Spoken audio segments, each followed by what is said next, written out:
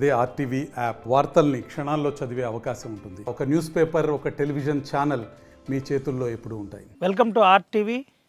నేను మీ రవినాయక్. మనం అనుకున్న విధంగానే మళ్ళీ అఘోరి మాత పోలీస్ స్టేషన్ దగ్గర హల్చల్. అది నెన్నెల్ పోలీస్ స్టేషన్ దగ్గర. ఎందుకు నెన్నెల్ పోలీస్ స్టేషన్ వచ్చింది, ఏంది అసలు విషయం ఏందో తెలుసుకుందాం. అమ్మ, ఏంటి నెన్నెల్ పోలీస్ స్టేషన్ దగ్గర ఏంది పని ఏంటి? నేను కేసు పెట్టడానికి వచ్చాను నాన్న. ఎవరైతే అనిల్ బేరా అని గుంటూరుకు చెందిన ఒక వ్యక్తి ఉన్నాడో ఆయన మీద, ఎందుకంటే నా గురించి, నా వ్యక్తిగత గురించి, అఘోరి సాధన గురించి మాట్లాడే అంత హక్కు ఆయనకు లేదు. ఆ సాధన గురించి ఆయన తెలియదు, ఎందుకంటే సాధారణ మనిషి. నేను దాని మీద కూడా నేను బేస్ చేసి నేను కేసు వేయడానికి రాలేదు. నేను ప్రత్యేకంగా వచ్చింది ఆయన మీద కేసు పెట్టడానికి వచ్చాను.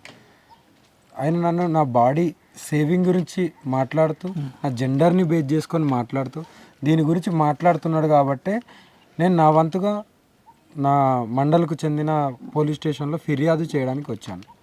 అది తల్లిదండ్రులకు సంబంధించిన అంశంలో కూడా అనిల్ బేరా కొంత కామెంట్ చేసిన పరిస్థితి, చాలా పెద్ద కామెంట్స్. ఏంటి అసలు ఎందుకు పదే పదే అమ్మవారిని అదే చెప్తున్నా నాన్న. అక్కడ కాంట్రవర్సీస్ జరిగినాయి.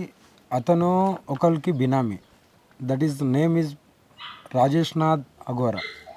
ఆయన నేను ఎప్పుడైతే ఆడపిల్లల సమస్యల గురించి వాళ్ళు నా దగ్గరికి వచ్చినప్పుడు నేను పోరాడడం స్టార్ట్ చేశానో, ప్రశ్నించడం, డైరెక్ట్ అతని గురునిలయానికి వెళ్ళి ప్రశ్నించడం స్టార్ట్ చేశానో, అతని బినామీ అయిన అనిల్ బేరా, అతని బినామీ రాజేష్ నాథ్ బినామీయే అనిల్ బేరా. అందుకనే ఆయన రాకుండా మీడియా ముందుకు కాదు, ఇంకెక్కడికి బయటికి కూడా వెళ్ళలే. జరిగి ఇంత పెద్ద ఇష్యూ జరుగుతుంది.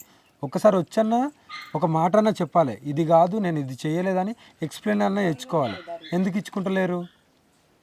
అందుకే ఆయన రాకుండా ముఖం తెలియని వాళ్ళని, ఆయనకు నాకు ముఖ పరిచయం కూడా లేదు, ఈయనని బయట పెట్టి నన్ను తిట్టించడం, అసభ్యకరంగా వీడియో కాల్ చేయడం, 9 గంటల నుండి నైట్ 2-3 వరకు అసభ్యకరంగా. ఎవరమ్మా ఇట్లా అంటే, ఎవరు ఇట్లా చేస్తున్నా అంటే అనిల్ బేరానే చేస్తుండ్రా, లేదంటే వేరే రాజేష్ నాథ్ అనిల్ బెహ్రాతో చేపిస్తుండు. ఇది 100%. నా దగ్గర కొన్ని చాటింగ్లు కూడా ఉన్నాయి, తర్వాత మీకు పంపించేస్తాను.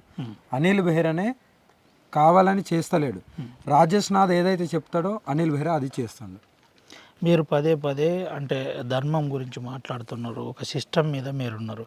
ఎందుకు వీళ్ళందరూ మీ వెనక పడ్డారమ్మా? అంటే ఈ అంటే నానా, నేను ఒకటే మాట చెప్తున్నాను, నేను ఎవరి దగ్గరికి వెళ్ళి దోచుకోవట్లేదు. అవును, ముందు నుంచి కూడా అదే చెప్తున్నారు. ఆర్టీవీ సాక్షిగా ఒకటే మాట, నన్ను నమ్మని నేను ఎవరిని చెప్తలేను, నన్ను ఫాలో కమ్మని చెప్తలేను, నాది నేను నా లైన్లో నేనున్నాను అంటున్నారు. మీరు ఏదైనా ఉంటే తప్పు జరిగితే దాన్ని అదే ఇక్కడ ఎవరైతే డబ్బులు వేల కోట్లు సంపాదించుకుంటారు, నేను దాని గురించి నేను ఎక్కువ డిస్కస్ చేయట్లేదు. ఆయన ఎవరినైతే కొంతమంది ఆడపిల్లల శీలాలతో ఆడుకున్నాడో వాళ్ళ గురించి నేను పోరాడుతున్నాను. నేను ముందు నుండి అదే చెప్పిన, ధర్మం, స్త్రీలు, గో సంరక్షణ, వీటి గురించే నేను వచ్చాను, వాటి గురించే నేను పోరాడతానని చెప్పాను.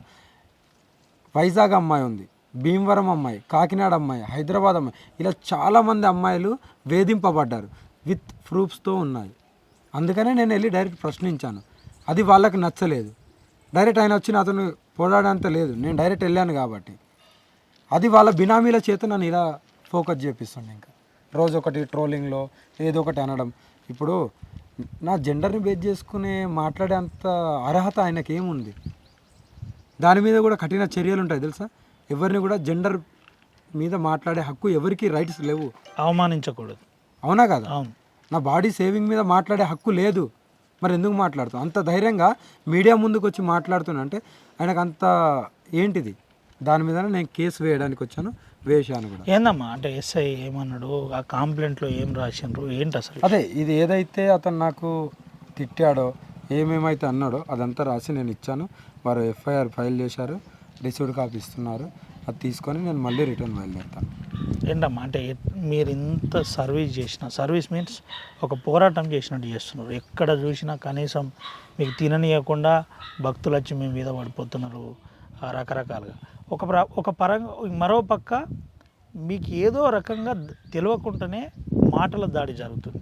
దీన్ని మీరు ఎట్లా తిప్పికొట్టే ప్రయత్నం చేస్తున్నారు, ఎట్లా ఈ ఆన్సరింగ్ చేసే ప్రయత్నం చేస్తున్నారు? అంటే మీరు ఫస్ట్ నుండి నన్ను చూస్తున్నారు. అవును, ఫస్ట్ అఘోరికి, ఇప్పుడు అఘోరికి చాలా నేను అదే అడగబోతున్నా. అమ్మ ఏంటి వెంటనే చేంజ్ చేసి వచ్చినాయి, అప్పుడు అగ్రెసివ్గా ఉన్న అఘోరి మాత ఇప్పుడు నవ్వుతూ మాట్లాడుతుంది. చాలా పెద్ద ప్రణాళికతో వచ్చాను. ధర్మం గురించి, ఆడపిల్లల గురించి, గో సంరక్షణ గురించి నా ప్రణాళిక, నా వెనకాల చాలా పెద్ద వ్యవస్థను తయారు చేస్తున్నాను. ముఖ్యంగా ఆడపిల్లలకు దీక్షనిచ్చి సాధన నేర్పించి ఆడపిల్లలతోనే పెద్ద పోరాటం చేయబోతున్నాను. అంటే అఘోరి మాత పంతం మారింది, తర్వాత ఉద్యమ దిశ కూడా మారిందని అనుకోవచ్చా? అంతే కదా నాన్న, ఉమ్.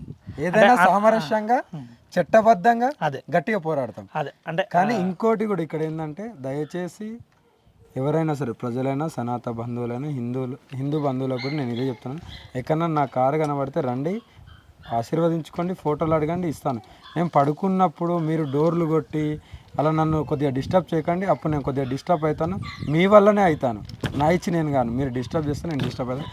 అప్పుడేమన్నా వాళ్ళు అనడం నేను అనడం వాగ్దానం అవుతుంది. ఇంకా అమ్మ ఇప్పుడు అడుగుతున్నాను ఏమనుకోకండి, నిండుగా ఒక అమ్మవారి లాగా డ్రెస్ చేసుకున్నారు, మంచి చీర కట్టుకున్నారు, ఏంటి అంటే ఈ మార్పులు ఈ అన్నిటికీ అమ్మ ఎందుకు? అంటే నాన్న, నేను ఎప్పుడు ఎక్కడ ఎలా ఉండాలో అలానే ఉంటాను, ఓకేనా? నేను ఫస్ట్లో మీకు ఎలా కనబడ్డానో అది ఒక రూపం, అది అలాగే కనబడుతుంటుంది, అక్కడక్కడ కనిపిస్తుంటుంది. మళ్ళీ తర్వాత నల్ల దుస్తుతో మీరు చూశారు, అది వస్తుంది. ఇది ఎక్కడ ఉండాలో ఇలా కట్టుబొట్టుతో అలా ఉంటాను. ఎక్కడ ఏ ప్రాంతానికి, ఎక్కడ ఏ గుడికైనా సరే దానికి తగ్గట్టుగా నేను నడుచుకుంటున్నాను. అమ్మ నాన్నలను కూడా అన్న విషయం కొద్దిగా ఒక జర్నలిస్ట్గా నన్ను కూడా కలిసివేసింది. నాన్న ఇటువంటి అంశంలో సీరియస్గా అఘోరీలతో చర్చించే ప్రయత్నం ఏమైనా జరిగిందమ్మా? నేను డైరెక్ట్ చెప్తున్నాను, ఫస్ట్ చట్టాలతోనే నేను నడుస్తున్నాను. అక్కడక్కడ నేను కేసులు పెట్టు వస్తున్నాను. ఆయన ఏదైతే వీడియో పెడుతుండో దానికి నాకు ఎక్కడైతే నేను నియర్ బైలో, నేను ఎప్పుడు ఏ ప్రాంతాల్లో ఉంటానో నాకు తెలియదు. ఇప్పుడు గుజరాత్ ఉంటే గుజరాత్ పోలీస్ స్టేషన్లో పోయి పెట్టిస్తాను. ఇండియాలో ఎక్కడైనా కేసు పెట్టచ్చు, ఒకటే చోట లేదు. ఆయన వీడియో పెట్టంగానే నేను ఎక్కడో ఒక చోట కేసు పెడతాను. అది చదువు ఫస్ట్ చట్టబద్ధంగా వెళ్తున్నాను. ఒకవేళ చట్టాలు కూడా దీనికి న్యాయం చేయకపోతే అఘోరి అమ్మ ద బ్యాక్ ఈజ్ అదే కంప్లీట్ చేంజెస్ జరుగుతున్నాయి. అంటే దశల వారీగా ఇప్పుడు అంతా కూడా భారత రాజ్యాంగంలో ఉన్న నిబంధనలు ఫాలో అవుతున్నారు. భారత రాజ్యాంగంలో నిబంధనలు ఫాలో అవుతున్నారు. ఎవరన్నా అనగానే పోలీస్ స్టేషన్ పోతున్నారు, కంప్లైంట్ ఇస్తున్నారు. ఎవరన్నా ఏదన్నా అంటే నేరుగా చట్టం తన పని తను చేస్తారు, నేను న్యాయపరంగా ఫైట్ చేస్తాను, ఎవరిని వదిలిపెట్టను అంటారు. ఏంటమ్మా ఇంత ఓపిక? నేను అప్పుడు చూసిన అఘోరి అమ్మకు నాకు అసలు నమ్మబుద్ధి కావట్లేదు. అదే నాన్న నేను అంటున్నా, ఎవరైనా సరే ఎప్పుడైనా సరే ఎలా మార్పు అనేది కాదు, నాలో ఏం మార్పు రాలే. నేను అగ్రెసివ్నెస్ని నేను బయటికి పెడతలేను అంతే. బయట పెట్టడం వల్ల పాపం అమాయక ప్రజలు ఎవరైతే ఉన్నారో వాళ్ళు ఊరికే ఇలా బ్లేమ్ అవుతున్నారు. అందులో ఏంటంటే ఇంకా నేను ఎప్పుడు ఇలాగే ఉండాలి, తప్పదు కదా, నేను అలాగే ఉండాలి. కానీ నేను వాళ్ళ గురించి మారాను, వాళ్ళ గురించి ప్రత్యేకంగా సరే వీళ్ళు మారితేనే మేము ఆమెకు మంచిగా అది ఇస్తా అన్నారు కదా, నాకు ఇవ్వకున్నా పర్లేగా నేను ఉన్నాను, చూసుకోండి, నా దగ్గరికి రావద్దు దయచేసి, మీ బతుకులు మీరు బతకండి, నా బతుకులు. నేను ఒక 2 క్వశ్చన్లు అడుగుతానమ్మా, మీకు ఇబ్బంది కలిగాను, ఎక్కడ మనం కాంట్రవర్సీ పోవద్దు, మీ లైన్లోనే. ఇప్పుడు అంతా పంతం మార్చింది అమ్మ, శాంతియుతంగా గ్రాడ్యుయేషను బీటెక్ చదువుతున్న విద్యార్థులను అమ్మవారిగా తయారు చేసి ఏం చేద్దామని ఇట్లా తయారు చేస్తున్నారు? అంటే ఈ అన్నిటికంటే పవర్ఫుల్లే ఒక తల్లి రూపం. అటువంటి మీరు ఎక్కువగా చదువుకున్న వాళ్ళను ఇంతకుముందే నేను మీ ఇంటర్వ్యూ చూసిన, ఓకే, అది మా ఆర్టీవీలో. ఏంటమ్మా ఏంది నేను చెప్తున్నా, ఎందుకు ఇంటికొక ఆడపిల్ల అఘోరి కావాలి, ఇంటికొక ఆడపిల్ల అఘోరి అయి వాళ్ళ కుటుంబాలను వాళ్ళు కాపాడుకోవాలి. ఎవరో పక్కింటోళ్ళు వస్తారో, ఇంకొకరు అన్నలు వస్తారో, సొంత తోబుట్టు అన్ననే కాపాడలేడు. అందుకే వాళ్ళ కుటుంబాలను కాపాడుకుంటే చాలు, ఆమె కాళ్ళ మీద ఆమె నిలబడితే చాలు. ఆ సంకల్పంతోనే ఆడపిల్లలకు దీక్ష ఇవ్వడం జరుగుతుంది. ఎట్లుందమ్మా ఆ దీక్షలో రెస్పాన్స్ ఎట్లుంది? ఇప్పటి వరకు కొంతమంది వస్తున్నారు, ఇప్పుడే కదా స్టార్ట్, మెల్లగా మీకే తెలుసు, ప్రయాణం చేస్తుంటారు. ఒక బీటెక్ సిస్టర్ను కూడా మీరు సాధకురాలుగా తయారు చేస్తున్నారు. అదే ఒకసారి మన కెమెరామెన్ సాయంతో చూపెట్టే ప్రయత్నం చేద్దాం.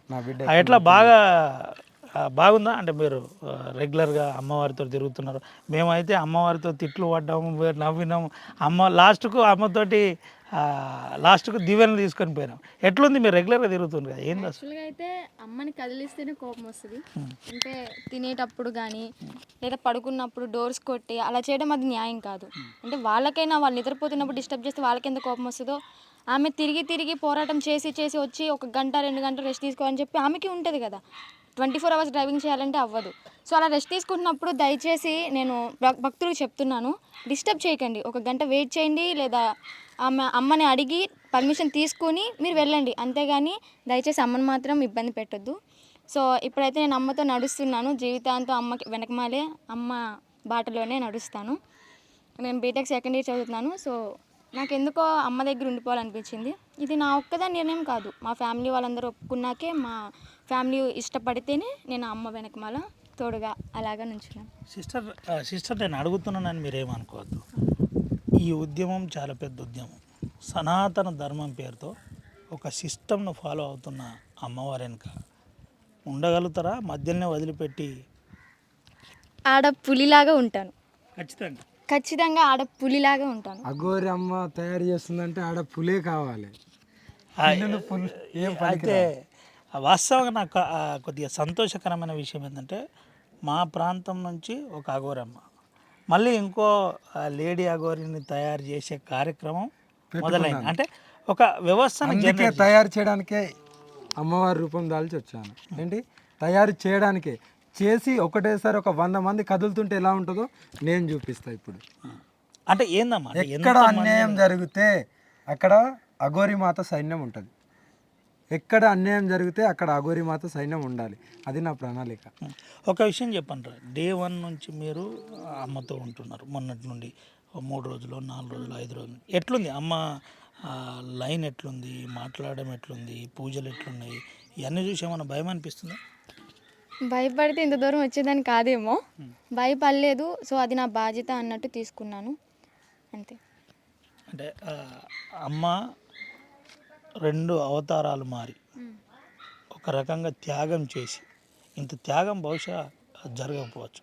అటువంటిది మీరైతే నిండుగా మళ్ళీ అమ్మవారి ఆ లైన్లో పోదాం అనుకుంటున్నారు.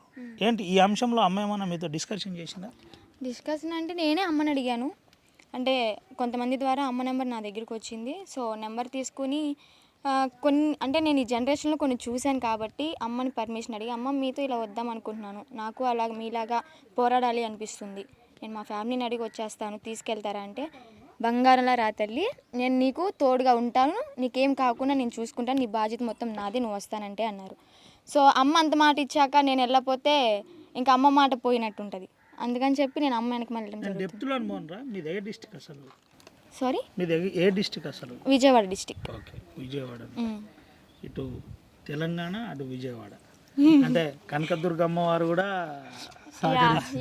కనకదుర్గమ్మ వారు కూడా లైన్లోకి వచ్చేయబోతుంది, అంతేనా? త్వరలో ఇంటికొక ఆడపిల్ల రావాలని చెప్పి కోరుకుంటున్నాను. వాళ్ళ కాళ్ళ మీద వాళ్ళు నిలబడాలి. రోడ్డు మీద వెళ్తుంటే ఎవరైతే ఏడిపిస్తారో వాళ్ళని చెంప మీద కొట్టి రావాలి, తలదించుకొని ఇంట్లోకి వచ్చి ఆడవడం కాదు, అలాగా కొట్టి వాళ్ళని పొజిషన్లో అప్పచెప్పి రావాలి. అదే మా పోరాటం. రైట్. అయితే అమ్మతో మాట్లాడిద్దాం మనం. అమ్మ, నాకు ఒక్క విషయం చెప్పండి, ఈ ఉద్యమం ఇంకెన్నో రోజులు ఉండబోతుంది? ఎందుకోసం మీరే ఈ ఉద్యమం చేస్తున్నారు? నా కంఠంలో ప్రాణం ఉన్నంత వరకు, ఈ శరీరం నా ఆత్మ వేరు అయ్యేంత వరకు ఈ ప్రణాళిక, నా ఉద్యమాన్ని ఆపేది లేదు. ఓకేనా? నేను ఒకదాన్నే చేస్తున్నాను మీరు అనుకుంటున్నారు. ఎవరు అయినా సరే ఒక అడుగుతోని ఒకరే రావాలి పోరాటం చేయాలంటే. ఎందుకంటే వేరే వాళ్ళకు, ఇప్పుడు మీరున్నారు, మీకు ఆర్టీవీ, మీరు రిపోర్టర్గా చేయాలి, ఇంటికి వెళ్ళిన తర్వాత భార్య పిల్లలు చాలా ఉంటాయి, ఇల్లుని పోషించుకోవాలి. మాకేం లేవు, మాకు ఒకటే ధర్మం, ఇదే ఉంది. ఇంకా అది తప్ప మాకేం తెలియదు కదా, అదే చేస్తున్నాం. దాని గురించి ఇంకొక విషయం అడుగుతానమ్మా. ఈ ధర్మం అంశంలో అఘోరి మాతతో బీజేపీ ఇదంతా ఆర్గనైజేషన్ చేపిస్తుంది అంటున్నారు. మీ మీద ఇటువంటి క్వశ్చన్స్ చేసేటోళ్ళకు మీరేం చెప్తారు? బీజేపీని కూడా నేను నిలదీసి అడుగుతాను. అడిగాను కూడా ఇంత మీలే చక్కగా లేదు, మీరు నా వెనకాల ఏంది ఉండేది? నేను అదే చెప్తా, నువ్వే చక్కగా లేవు, నువ్వు నా వెనకాల వచ్చి నువ్వేం పోరాడతావు?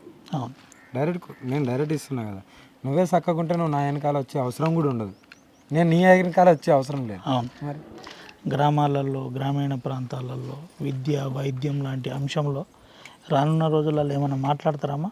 కంపల్సరీ. నా వంతుగా నేను ప్రతి ఒక్క చిన్న విలేజ్లోకి వెళ్ళి నా వంతుగా భిక్షాటన చేస్తూ ధర్మం గురించి, ఎవరైతే నా శిష్యులు ఇప్పుడు తయారు చేస్తున్నానో అందరం కలిసి భిక్షాటన చేస్తూ ధర్మం గురించి మేము చెప్తూ వస్తాం. ఆడపిల్లని ఇలా కాపాడుకోవాలని, గో సంరక్షణ ఇలా చేయాలని చెప్తూ వస్తాం. అది నేను త్వరలోనే పెడతాను. ఇప్పుడే స్టార్ట్ అవుతుంది కదా, మ్యాక్సిమం ఈ మధ్యకాలంలోనే ప్రతి గ్రామాన్ని పర్యటించి అక్కడికి వెళ్ళి బిగ్ షాట్ అని చేస్తూ మరి మీ సైట్లో మీ వీడియో చూసినమ్మా, నాకు చాలా ఇబ్బంది కలిగించింది. ఆ వీడియో ఏంటంటే అన్నం తిననీయకుండా నన్ను ఇబ్బంది పెడుతున్నారు. ఎస్, ఏందమ్మా, ఎందుకు అంత మీరు బాధపడకుండా అదే నాన్న నేను ఇబ్బంది పడుకుంటారు? ఇప్పుడు కొంతమంది, అందరు అనలేము, యువత పిల్లలు ఎలా ఏంటంటే గంజాయికి బానిస, మందుకు బానిస, వగేరకు బానిస అయి ఏం చేయాలనో తోచక గాలికి తిరుగుతూ అమ్మ నాన్న కూడా పట్టించుకోకుండా ఉండే పిల్లలు వాళ్ళకు ఏదైతే అనిపిస్తే అదే చేస్తారు. నువ్వా నేనా భక్తురాలా, స్వయంగా దేవుడు వచ్చినా కూడా పట్టించుకోరు. వాళ్ళు ఏదైతే అన్నాలో వాళ్ళకి ఏం కావాలో అది అన్నారు. ఫోటోలు ఇవ్వకపోతే అలా డోర్లు కొట్టడం, అలా చేయడం, అన్నం తినేటప్పుడు ఇలాంటివి జరుగుతున్నాయి కొన్ని. అందుకే నేను రియాక్ట్ అవ్వాల్సి వస్తుంది.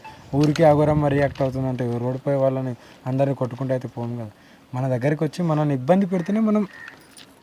ఒక పోలీస్ కానిస్టేబుల్ అంశం కూడా అందరినీ కలిచివేసింది, మిమ్మల్ని నేరుగా తీసుకుపోయి తోసేయడం ఫస్ట్లో. అదేనమ్మా, ఎందుకు? అదే అంటున్నా కానీ నాన్న, వాళ్ళకు తెలియకుండా చేసింది ఇప్పుడు అనుభవిస్తారు వాళ్ళు. శాంతియుతంగా అమ్మ ప్రజలకు ఏం చెప్తుంది? ఇంతకంటే ఎక్కువ నేను మిమ్మల్ని అడగా, ఎందుకంటే మీరు నాతో ముందే అడిగినారు ఏదైనా శాంతిగా కాంట్రవర్సీ లేకుండా. అంతే, ఏం చెప్తున్నాను కాబట్టి శాంతిగానే అడగాలి. ఏం లేదు, సనాతన బంధువులు, హిందూ బంధువులు అందరం కలిసి కట్టుగా ఒక అడుగు ముందుకేసి ధర్మాన్ని, సనాతన ధర్మాన్ని కాపాడుకుందాం, ఆడపిల్లలను కాపాడుకుందాం, గోమాతని కాపాడుకుందాం, అందరం కలిసిమెలిసి మన కష్టాలను మనమే తీర్చుకుంటూ హ్యాపీగా ఆనందంగా ఉందాం. 4 రోజుల జీవితం, ఎప్పుడు పోతామో ఎప్పుడు ఉంటామో తెలియదు. ఆనందాన్ని వెతుక్కోండి చాలు. చివరిగా అమ్మను నాన్నను కూడా, కుటుంబ సభ్యులను కూడా మీ వల్ల కొంతమంది రకరకాల మాటలు అంటున్నారు, వాళ్ళందరికీ మీరేం చెప్తారు? ఎంతమంది ఏమనుకున్నా సరే ఏదో ఒకరోజు కర్మ అనేది ఎవరిని వదలదు, ఏదో ఒకరోజు కంపల్సరీ అనుభవిస్తారు. నేనేం శాపాలు పెట్టను, కర్మ అనేది వదలదు అంటున్నా అంతే. వాళ్ళేంది, వాళ్ళు పూరి గుడిసెలో ఉన్నారు, నేనేం బిల్డింగ్లు కట్టియలే, కార్లు కొనియలే, బంగారు నగలు కొనియలే. అదే మీరే సాక్షి, ఏం నగలు నట్రా ఏం కొనియలే. మరి అందరిలాగా పీఠం వేసుకొని కూర్చుంటే ఇప్పటికి నేనే కొనిస్తా కదా. నాకెందుకు, నేను ఏది ఆశించకుండా ఇది చేస్తున్నాను, అలాగే ఉంటాను, ఇలాగే వెళ్తాను. ఇంకా మీరు ఎంతమంది ఏమన్నా అనుకొని వాళ్ళు హ్యాపీ, నేను హ్యాపీ, అంతే. ఇంకా రైట్ అమ్మ, థ్యాంక్ యూ సో మచ్. జై శ్రీరామ్. ఇది పరిస్థితి. కర్మణే సాధికారస్యే మహామంగళే సుఖదాచల. ఇది భగవద్గీతలో ఉన్న ఒక ప్రధానమైన అంశం. ఇదే అంశాన్ని నేను మీకు ఇప్పుడు చెప్పబోతున్నాను. మనతో మాట్లాడుతూ అఘోరి మాత చెప్పిన విషయం ఇది. ఎవరిని కూడా కర్మఫలం వదిలిపెట్టదు, మీరు చేస్తున్న తప్పుకు మీరే అనుభవిస్తారని చెబుతుంది. దీంతోపాటు ఒక పెద్ద ఉద్యమాన్ని నేను స్టార్ట్ చేయబోతున్నాను.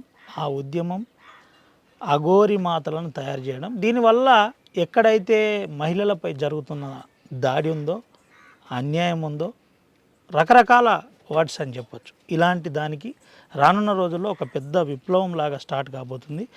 దీనికి నేనే నాయకత్వం వహించబోతున్నానని ఆర్టీవీతో చెప్పింది. దీంతోపాటు తల్లిదండ్రులను కూడా ఇప్పుడున్న కొంతమంది రకరకాల కామెంట్స్ చేస్తున్నారు.